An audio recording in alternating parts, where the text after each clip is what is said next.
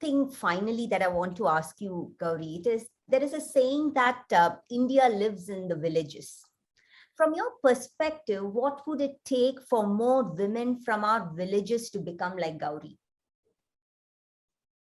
Yeah, very pertinent question and valuable, because lot many people are there and they think it would not happen. Though things are already improving, I think pandemic has become a catalyst.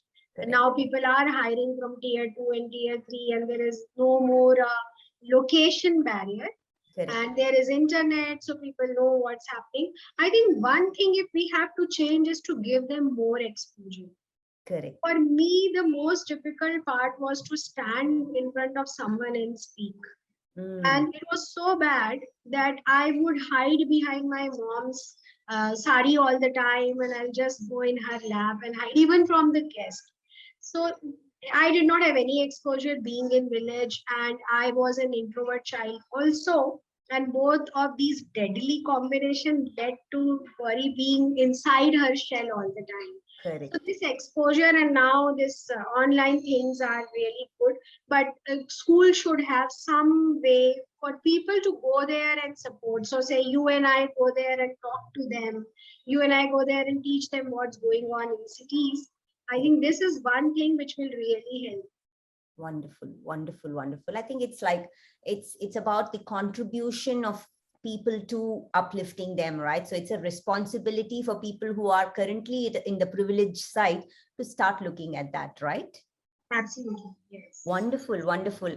I would say this has been a good, I would say 20 to 30 minutes of our time, Gauri. And I think thanks for taking the time, because you had some clear stories, clear perspectives, and some candid thoughts about these various topics we discussed, right? So I want to say thank you to you. Thank you for taking the time, and please continue doing all this good that you're doing. I think I'll let it multifold now. Thank you so much, Sripriya. And you should also continue to bring in that force multiplier, because that's what is required for people to take that first step.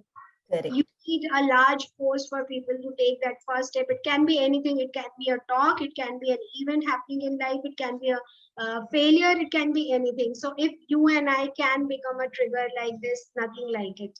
And I'm sure with your different stories, you are creating more and more such possibilities.